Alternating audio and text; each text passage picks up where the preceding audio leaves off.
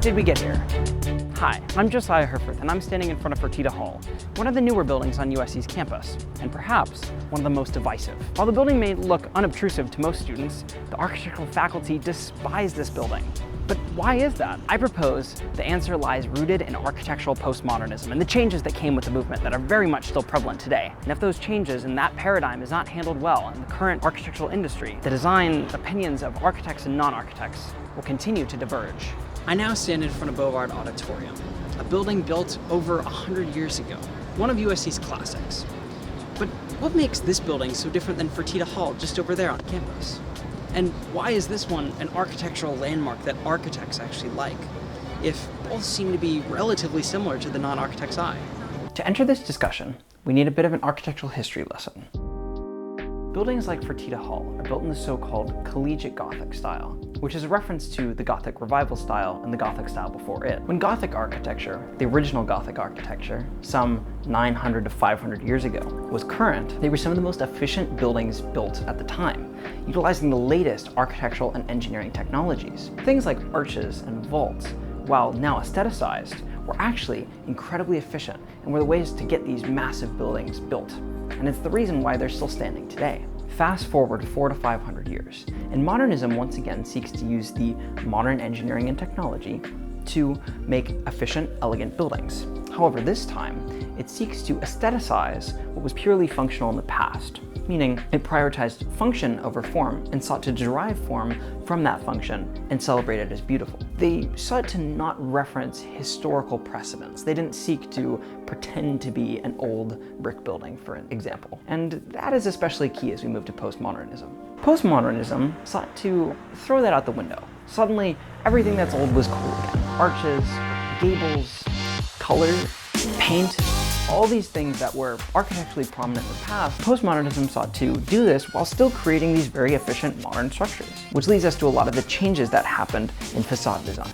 Oh, hey, Skill Figure Josiah here. Today, modern buildings are held up primarily by columns, not walls.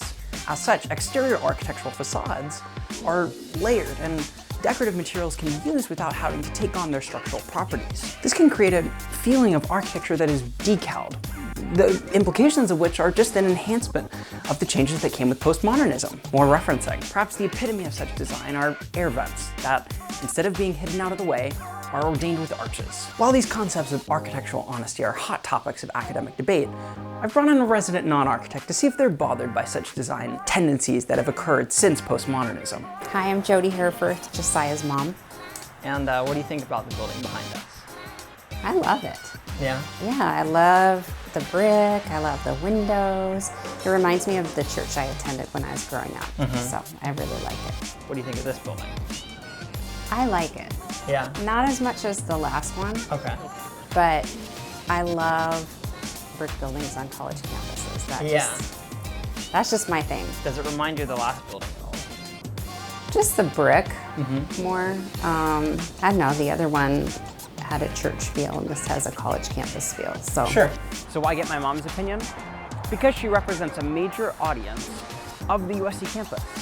Parents looking to send their kids to school. But that question, who's the audience, is one rarely asked in architecture, but one I propose is the answer to many of the problems discussed here today. I am both a student at the USC School of Architecture and the USC School of Cinematic Arts, the latter of which I'm a researcher.